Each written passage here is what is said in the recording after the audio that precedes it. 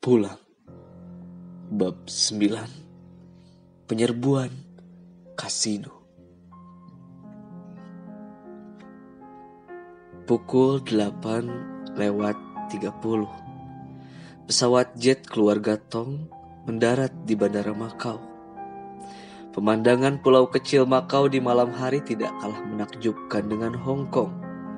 Tapi aku tidak datang ke sini untuk plesir. Jangan matikan mesin pesawat, Edwin. Aku mengingatkan saat melangkah turun. Edwin mengangguk. Tanpa perlu dijelaskan, dia segera tahu situasinya. Itu berarti ada urusan genting. Kapanpun aku bisa kembali ke bandara dan harus segera meninggalkan Makau. Sebuah limusin membawaku ke Grand Lisabon, kasino terbesar di Makau. 15 menit, tiba di lobi kasino yang dipadati mobil-mobil mewah. Para penjudi mulai dari yang amatir hingga kawakan memadati kasino malam ini. Mereka berpakaian rapi. Yang laki-laki mengenakan tuxedo, yang perempuan memakai gaun.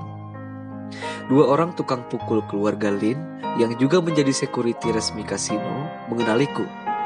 Segera memintaku berjalan bersamanya. Aku melangkah di belakang mereka, melintasi keramaian, mesin-mesin judi, meja-meja yang dipenuhi taruhan, gelak tawa, seruan-seruan gembira atau wajah-wajah tertekuk karena kalah. Setiap meja poker bisa mencetak ratusan ribu dolar per malam. Ada puluhan meja terhampar di aula luas. Omset kasino terbesar di Makau ini menyentuh miliaran dolar setiap tahun. Sangat menggiurkan. Inilah bisnis paling penting keluarga Lin, selain penyelundupan serta obat-obatan terlarang. Mereka membawaku menuju ruangan khusus yang hanya bisa diakses anggota keluarga Lin. Di sana telah menunggu belasan tukang pukul lainnya, masing-masing membawa senapan otomatis sejenis M16. Mereka berpakaian jas hitam rapi, sepatu mengkilat, wajah mereka tidak ramah. 8 di antara mereka segera mengelilingiku, menyuruhku masuk ke dalam lift. Jelas sekali keluarga Lin telah siap atas kemungkinan terburuk. Aku mengangguk tipis, melangkah ke dalam lift yang segera penuh sesak oleh pengawal dan senjata. Pintu lift menutup. Langsung meluncur ke lantai 40. Nafasku terkendali dengan santai menatap penanda lantai. Tapi tidak bagi beberapa tukang pukul keluarga Lin. Aku bisa mendengar dengus nafas tegang mereka, gerakan-gerakan kikuk. Lift tiba di lantai 40. Pintunya terbuka. 8 pengawal bergerak cepat. Aku melangkah mengikuti. Kami segera melintasi lorong panjang dengan beberapa ruangan di kiri kanannya. Lebih banyak lagi tukang pukul keluarga Lin yang berjaga-jaga di setiap jarak tertentu. Keramik besar dipajang di sisi lorong. Juga tiang-tiang tinggi pualam. Lantai ini didesain dengan arsitektur Romawi kuno. Beberapa pelayan terlihat membawa nampan-nampan makanan. Juga petugas yang membersihkan ruangan. Mereka sudah terbiasa dengan orang-orang bersenjata di sekitarnya. Aku tiba di ujung lorong, tempat pertemuan. Sebuah pintu baja setebal 12 cm menghadang.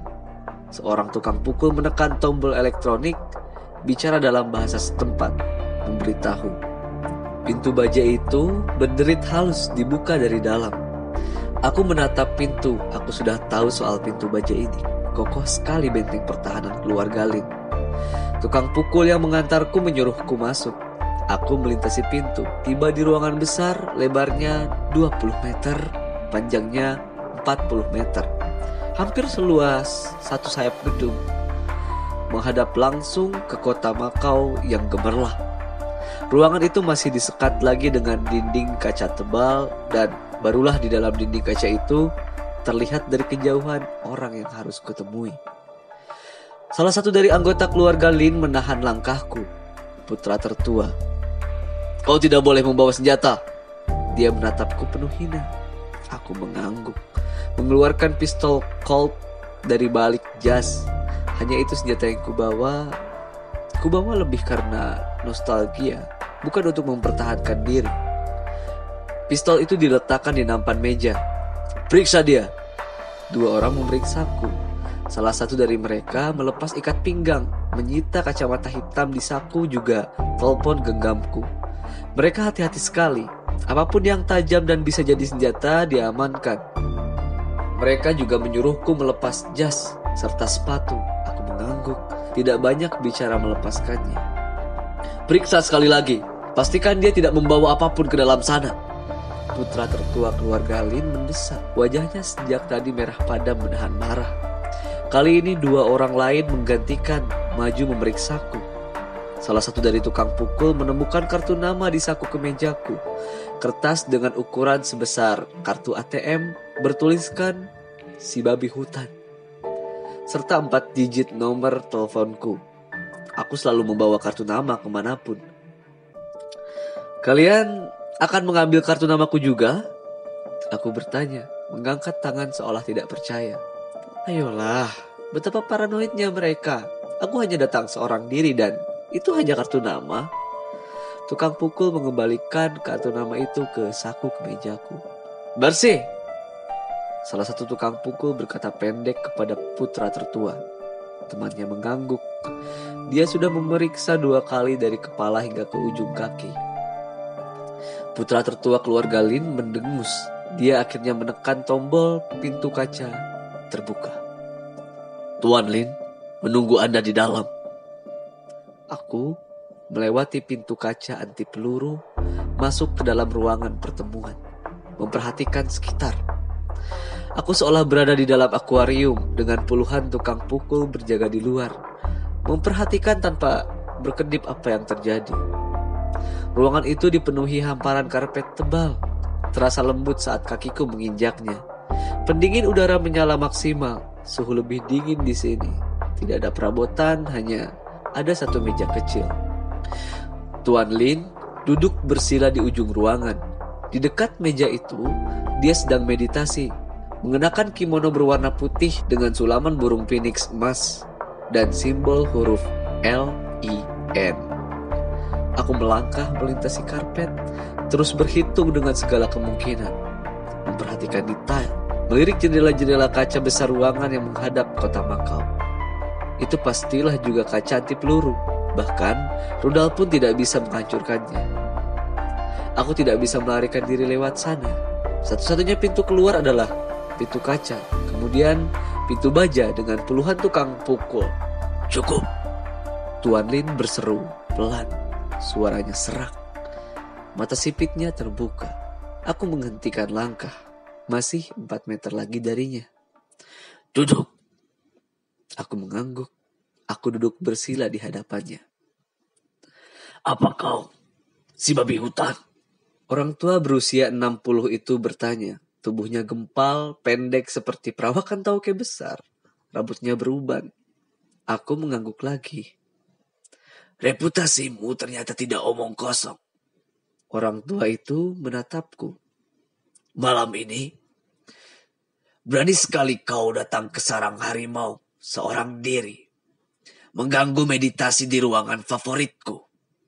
Aku bisa membunuhmu dengan mudah. Puluhan tukang pukul di luar bisa masuk kapan saja, sekali aku memintanya, atau sekali aku terlihat tidak dalam posisi meditasi. Tanpa izinku, kau tidak bisa keluar dari tempat ini dengan selamat, anak muda." Aku balas menatapnya tajam. "Tidak. Kalianlah yang berani membiarkan seekor hewan buas masuk dan berkeliaran di dalam rumah. Dan sekarang, kau membiarkan aku duduk di depanmu sedekat ini. Akulah yang kapanpun bisa membunuhmu." Ruangan meditasi itu lengang sejenak, menyisakan desing suara pendingin. Tuan Lin akhirnya tertawa. "Kau akan membunuhku dengan apa? Kau tidak membawa senjata apapun. Bahkan sepatumu dilepas di ruangan meditasi ini."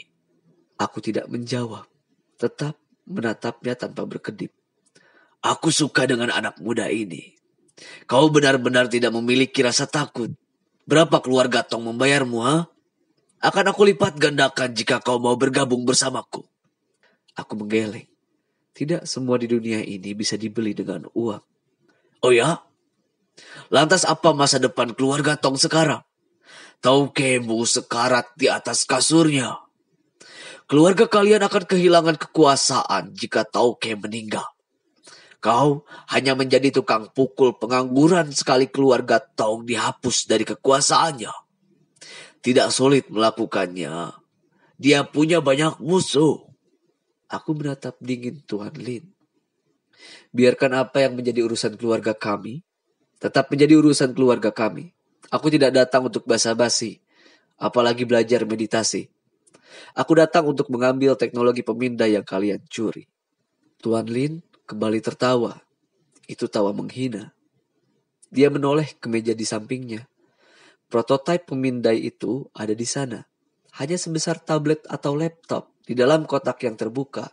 Tapi benda sekecil itu sangat bernilai. Hei, kau pikir aku akan mengembalikannya?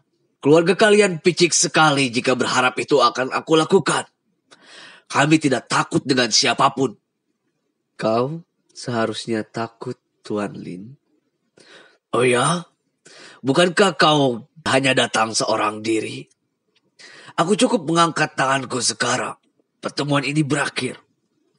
Dan besok pagi-pagi kami akan mengirim potongan kepalamu ke Tauke. Membuatnya terkencing-kencing ketakutan. Aku menggeram. Percakapan ini sudah tiba di ujungnya. Kau telah melakukan kesalahan fatal, Tuan Lin. Tuan Lin terkekeh, kepalanya mendongak. Kau mengancamku anak muda? Astaga, bahkan saat istri profesor itu kami bunuh, apa yang dilakukan keluarga Tong? Tidak ada. Hanya mereka minta bertemu denganku. Kemudian putus asa mengadu pada Master Dragon. Kalian hanya cukup. Aku mendesis. Tanganku cepat meraih kartu nama di saku kemeja. Lantas dengan keahlian seorang ninja terlatih, kartu nama itu telah aku lemparkan ke leher Tuan Lin yang sedang terkekeh mendongak. Kartu nama itu secara kasat mata hanyalah kertas, tapi tukang pukul yang memeriksaku sebelumnya tertipu. Di dalam kartu nama itu, pipih dengan tebal hanya sepersekian milimeter adalah logam titanium. Saat kartu itu dilemparkan dengan kekuatan penuh, kertas kecil itu bisa menjadi senjata mematikan. Melesat cepat, kurang dari sedetik, sudah terbenam separuhnya di leher Tuan Lin. Tawa Tuan Lin terhenti, kepalanya tertunduk, seperti kembali dalam posisi meditasi awalnya. Darah merembes dari lehernya, tapi dia masih dalam posisi duduknya, posisi meditasi. Aku bergegas berdiri, melangkah cepat menuju meja tempat prototipe pemindai. Di luar ruangan kaca, puluhan tukang pukul menatap tidak mengerti. Mereka sepertinya baru akan melakukan sesuatu jika Tuan Lin memberikan kode. Atau tidak lagi dalam posisi duduk bermeditasi. Ini keuntungan besar bagiku. Mereka tidak tahu apa yang sebenarnya terjadi di dalam. Ruangan ini kedap suara. Posisi duduk Tuan Lin masih sama seperti sebelumnya. Aku berjalan menuju pintu kaca, membawa kotak berisi pemindai. Buka pintunya! Tergegas berseru tegas. Kerumunan tukang pukul menatap bingung. Apa yang terjadi? Menatapku. Menatap Tuan Lin yang masih terlihat duduk dengan tenangnya di lantai permadani ruangan meditasi. 20 meter dari mereka. Aku menunjukkan kotak berisi pemindai. Tuan kalian memberikan kotak ini. Pembicaraan selesai. Salah satu tukang pukul akhirnya menekan tombol. Pintu kaca terbuka. Putra tertua keluarga Lin menatapku tidak percaya. Tapi dia hanya bisa terdiam. Bagaimana mungkin? Sejengkel apapun dia kepadaku, jika itu adalah keputusan ayahnya, dia tidak bisa melakukan apapun. Juga tukang pukul lainnya. Jika pemindai itu diberikan begitu saja oleh Tuan Lin, itu berarti aku harus dibiarkan keluar dengan selamat. Aku mengambil jas di atas meja, mengenakannya, meraih pistol Colt, telepon genggam, memakai sepatu dengan tenang, lantas melangkah santai menuju pintu baja. Waktuku terbatas. Aku setidaknya harus keluar dari pintu baja sebelum mereka menyadari ada sesuatu yang ganjil dengan Tuan Lin. Buka pintunya! Aku menyuruh. Tukang pukul terlihat ragu-ragu, menoleh pada putra tertua. Waktuku tidak banyak, buka pintunya! Aku melotot. Salah satu tukang pukul akhirnya menekan tombol elektronik. Pintu baja terbuka. Aku melewatinya, di bawah tatapan tidak mengerti. Bagaimana mungkin bos mereka mengalah begitu saja? Cepat sekali, hanya 5 menit. Memberikan benda curian itu demikian mudahnya. Bukankah mereka sudah siap berperang malam ini? Persis saat aku berhasil melintasi pintu baja itu, putra tertua melihat darah yang merembes di kimono Tuan Lin. Sulaman burung phoenix berubah menjadi merah. Untuk kemudian, tubuh Tuan Lin tergeletak di atas karpet tebal. Dia segera mengerti apa yang sedang terjadi, berseru kalap, "Bunuh dia! Jangan biarkan dia lolos!" Aku segera bergerak cepat, menunduk, mencabut pistol Colt, menembak panel elektronik pintu baja. Percik api keluar saat panelnya hancur. Pintu itu berdebar keras, tutup dan tidak bisa dibuka lagi dari dalam. Rentetan turun dari ruang meditasi mengenai pintu baja. Dan aku berhasil. Aku sudah mengurangi jumlah musuhku. Putra tertua keluarga Lin dan puluhan tukang pukul akan bertahan di dalam sana hingga mereka bisa membuka pintu baja secara manual. Tapi masih ada puluhan tukang pukul yang berjaga-jaga di lorong. Sekali mereka mendengar teriakan putra tertua keluarga Lin, mereka refleks mengangkat M16. Puluhan senjata menyala di depanku. Tukang pukul yang berjaga di lorong segera menyerbu. Aku lompat ke balik keramik-keramik raksasa yang langsung hancur berkeping-keping terkena peluru. Tubuhku terus berguling menuju tiang kualam, tempat perlindungan yang lebih baik. Sambil balas menembak, tiang itu mulai rontok, berguguran seperti rempah roti. Aku mengeluh dalam hati, sialan, mana Shiyuki dan Kiko? Sekarang adalah tugas mereka mengalihkan perhatian. Aku tidak akan bertahan 5 menit di bawah hujan peluru. Aku menarik pelopor genggam dari saku. "Kalian ada di mana?" Aku berteriak, berusaha mengalahkan hingar-bingar suara tembakan. Sedikit lagi tiba, Bujang. Astaga! Ada setidaknya 20 senjata M16 menembakiku saat ini. Dan akan ada puluhan yang lain segera datang ke lantai 40. Kalian ternyata belum tiba. Ini semua salah Yuki, dia keasikan berjudi di bawah. Segera Kiko, atau aku tidak akan membayar kalian walau sebatang emas pun. Aku mendelik, menutup telepon, kembali menembak ke depan. 1 menit berlalu, aku berhasil menembak 6 orang tukang pukul. Tapi rentetan peluru M16 seolah tidak ada habisnya. Tiang tempatku berlindung hampir runtuh. 2 orang tukang pukul terlihat bergabung di ujung lorong, membawa pelontar granat. Aku menyumpah dalam hati, apa yang harus kulakukan sekarang? Jika situasinya begini, lebih baik aku kembali masuk ke dalam ruangan dengan pintu baja. Setidaknya, aku punya kesempatan mengurus putra tertua dan pasukannya di sana. Menghadapi pelontar granat, 2 orang itu mengangkat senjatanya, siap menembak. Saat itulah, dari ujung lorong terlihat masuk seorang pelayan bersih-bersih. Dia mendorong gerobak peralatan bersihnya. Tidak ada yang memperhatikan, karena itu hal lumrah. Hanya seorang pelayan yang terjebak dalam pertempuran dunia hitam. Beberapa dari pelayan sebenarnya sudah sejak tadi segera lari. Aku meringkuk ketakutan berlindung, tapi aku mengenalinya. Pelayan yang satu ini justru merengsek ke dalam pertempuran. Pelayan itu adalah White. Dia mengendus sesuatu dari gerobak cleaning service-nya, mengeluarkan senjata mitraliur, Thompson submachine gun, yang bisa memuntahkan 100 peluru per menit. Segera melepaskan tembakan ke depan, membantuku. 2 tukang pukul yang mengangkat pelontar granat tersungkur.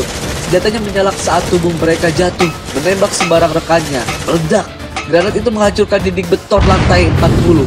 Dari kejauhan kota Makau pasti terlihat jelas ledakannya. Tukang pukul yang mengepungku menoleh kaget. White sudah menunggu mereka. Dia mengirim tembakan mematikan, membersihkan lorong di depanku. Tukang pukul keluarga Lim bertumbangan seperti daun rontok. Juga keramik-keramik besar, rata dengan lantai. Aku keluar dari balik tiang, menepuk-nepuk pakaianku yang berdebu. "Kau baik-baik saja, Bujang?" White bertanya dari seberang. Aku mengangguk, segera mendekatinya, melangkahi tubuh tukang pukul yang berkelimpangan. "Terima kasih, White. Kau datang tepat waktu." "Ayah, Bujang." Satu tangan White mengambil sepucuk AK dari gerobak dorongnya, melemparkannya kepadaku. Aku menerimanya. Aku butuh senjata baru. Peluru pistol Coltku habis. White memberikan tas punggung sebagai wadah kotak pemindai. Aku memasukkannya ke dalam tas, menyelempangkannya ke pundak. Kami harus bergegas meninggalkan lantai 40, segera menuju titik pelarian. Masih ada 10 lantai hingga kita tiba di atas gedung Bujang. Semua lantai penuh oleh tukang pukul. Aku sudah memeriksanya sejak tiba tadi siang, menyamar menjadi pelayan bersih-bersih. Tidak akan mudah melewati mereka. Aku mengangguk sambil mengutuk dalam hati. Ini seharusnya tugas Yuki dan Kiko, pengalih perhatian. Jika mereka melakukan tugasnya dengan baik, aku dan White bisa naik lebih mudah. Saat aku tidak sabaran hendak menelpon mereka lagi, mendesak mereka agar cepat bekerja, akhirnya si kembar itu mengerjakan tugasnya. Lampu seluruh gedung Grand Lisabon mendadak padam. Itulah pengalih perhatiannya. White melemparkan kacamata infrared kepadaku. Aku mengenakannya. Saat kami bergerak di tengah gelap, waktuku tidak banyak. Genset cadangan akan berfungsi dalam hitungan menit. Aku memimpin di depan. White mengikutiku, segera meninggalkan lorong di lantai 40. 4 tukang pukul muncul di ujung lorong. Aku menarik pelatuk AK, menghabisinya tanpa ampun. 4 orang lain muncul dari ruangan di belakang. Giliran White menembakinya. Itu strategi yang kami sepakati tanpa bicara. Aku berjaga di depan, White membersihkan belakang. Kami segera berbelok menuju tangga darurat. Lift mati, menaiki anak tangga darurat. Tapi itu tetap tidak mudah. Kami segera masuk ke dalam arena baru pertempuran. Tukang pukul ini tidak bodoh. Mereka dengan segera bisa tahu kami akan melarikan diri lewat tangga darurat. Aku berjaga-jaga di depan terus naik, menembak apapun yang muncul di depan. Sementara White di belakangku, menembaki ke bawah para pengejar. Tukang pukul ini seperti air bah, semakin lama semakin banyak. Masih 4 lantai lagi dan situasi semakin rumit. White yang menahan serbuan dari bawah terdesak. Anak tangga darurat sudah berlubang di sana sini. Aku juga kesulitan naik, ada banyak tukang pukul menunggu di atas. Kau baik-baik saja, White? Aku berteriak sambil terus menembaki tukang pukul yang turun. Buruk bujang, amunisiku sudah hampir habis. White balas berteriak. Aku mendengus, masalah kami akan bertambah serius jika genset darurat tiba-tiba menyala. Keunggulan kami dengan kacamata infrared akan hilang. Tukang pukul ini dengan mudah akan mengetahui posisi kami. Peluruku habis, bujang! White berteriak 2 menit kemudian. Apakah kita keluar? Masuk ke lantai berikutnya mencari jalan lain? Plan B? Aku mengutuk dalam hati. Tinggal 2 lantai lagi. Jika aku kembali ke ruangan, bagaimana aku bisa dapat tiba di atap gedung? Tempat aku bisa melarikan diri. Kami tidak bisa menggunakan lift untuk turun atau naik. Seluruh pintu dijaga oleh mereka. Peluru berdesing di kepala. Debu mengepul di sekitar. Aku merunduk mencari tempat perlindungan. White beringsut mendekatiku. Dia telah melemparkan senapan mitraliur ke bawah. Amunisi terakhir. Kami terpojok di anak tangga darurat. Saat aku hampir memutuskan untuk keluar dari tangga darurat, Yuki dan Kiko, si kembar itu akhirnya bergabung dalam pertempuran. Mereka datang dari lantai bawah, menembaki tukang pukul, membersihkan para pengejar. Tukang pukul itu tidak menduga kehadiran si kembar. Mereka dengan cepat dibersihkan. Kalian dari mana saja? White berseru kesal. Yuki tertawa. Ayolah marinir, jangan terlalu serius. Seharusnya kalimat pertama yang kau ucapkan adalah terima kasih telah membantu. Kiko melemparkan senjata baru dengan amunisi penuh kepada White. Mereka memakai kacamata infrared, bergaya dengan senapan berat, tapi berpakaian seperti turis yang habis berjudi di meja poker. White menepuk dahinya, tidak percaya melihat pakaian si kembar. Gaun? Kita harus bergerak cepat, White. Lampu bisa menyala kapanpun. Aku bergegas mengingatkan, ini bukan waktu yang tepat untuk bertengkar. Santai saja, lampu akan padam hingga mereka bisa memperbaiki genset daruratnya, bujang. Yuki melangkah tenang. Dia mengambil inisiatif memimpin rombongan. Iya, sebagai bonus keterlambatan, kami juga meledakkan genset daruratnya jika itu pertanyaannya. Kiko menyusul saudara kembarnya. Mereka berdua segera terlibat tembak-tembakan, menghabisi tukang pukul di lantai berikutnya, tanpa para pengejar dari bawah untuk sementara waktu. Kami bisa bergerak cepat, akhirnya tiba di atap gedung, menuju helipad. Mana helikopternya, Yuki? Aku berseru, berlarian. Tidak ada apa-apa di atas Grand Lisabon. Kosong. Ups, Kiko salah memesan helikopternya, bujang. Dia keliru menyebut nama gedung. Helikopter itu ada di helipad gedung sebelah. Astaga, tidakkah kalian bisa serius sedikit? White terlihat marah. Dia sedang sibuk menembaki tukang pukul yang muncul dari pintu belakang. Tukang pukul ini tidak ada habis-habisnya. Lantas bagaimana kita bisa pergi dari sini, Yuki? Aku menatapnya, ini sudah berlebihan. Kami terdesak. Tidak bisa main-main lagi. Aku sudah memberikan instruksi detail sekali di kertas kecil saat bertemu di ferry. Aku membutuhkan helikopter untuk melarikan diri dari puncak Grand Lisabon. Jangan cemas, bujang. Yuki tersenyum. Dia masih memimpin di depan. Kami tiba di pinggir gedung. Ada gondola pembersih kaca jendela di sana. Kami akan turun dengan ini? Tidak mungkin. Di bawah sana, puluhan orang sudah menunggu. Yuki menyingkap kain yang menutupi gondola. Ada pelontar panah di baliknya. Dengan gulungan tali, dia mengangkat pelontar panah, memasang anak panah dengan cepat, mengikatkan tali, mengarahkannya ke depan, gedung yang terpisah 100 meter dari kami. Yuki memicingkan mata, membidik, lantas melepas anak panah. Anak panah dari logam itu melesat cepat melintasi langit-langit kota Makau yang gelap, membawa tali panjang tiba di atap gedung seberang yang lebih rendah. Seseorang di atap sana telah menunggu, segera mengambil tali, mengikatkannya dengan kokoh. Kiko mengikat ujung satunya di atap gedung kasino. Jalur pelarian kami sudah siap. Ladies first. Yuki mengambil alat meluncur di dalam gondola, memasangnya di tali yang terbentang. Dan sebelum aku sempat bicara, Yuki sudah santai lompat. Tubuhnya melesat menuju gedung seberang. Kiko menyusul kemudian, tertawa. Ini seru sekali. Kau duluan, bujang. White masih sibuk menahan para tukang pukul. Aku mengangguk, mengambil alat peluncur. Sedetik, tubuhku sudah menggantung di atas tali. White lompat 5 detik kemudian. Satu tangannya bergelantungan, satu lagi sibuk menembaki tukang pukul yang mendekat. 4 tubuh kami melintasi tali, bergelantungan, tiba di atas gedung seberang dalam hitungan detik. Di bawah sana, 100 meter tingginya, terlihat jalanan kota Makau yang gemerlap, dipadati mobil-mobil. Aku bisa melihat orang-orang berkerumunan di depan Grand Lisabon. Tamu hotel dan pengunjung kasino sedang dievakuasi. Kebakaran hebat di lantai 40. Listrik seluruh gedung padam. Yuki memutus tali dengan belati saat White tiba, membuat tukang pukul yang nekat mengejar, ikut bergelantungan dengan alat seadanya, berteriak panik. Mereka terjatuh ke jalanan kota Makau. Aku menghela nafas. Helikopter kami terparkir di atas helipad gedung. Mesinnya menyala, sudah menunggu. Kami berempat berlari cepat, naik ke atas helikopter. Pilotnya segera menarik tuas, mengudara ke langit gelap, menuju bandara Makau. Misiku berhasil dengan sempurna. Prototipe pemindai itu telah berada di tangan keluarga Tom. Yuki dan Kiko tertawa di depanku, melepas kacamata infrared. White mengusap wajah di sebelahku, kemudian melepas seragam petugas bersih-bersih. Aku menatap untuk terakhir kalinya gedung Grand Lisabon yang mengumpulkan asap tebal.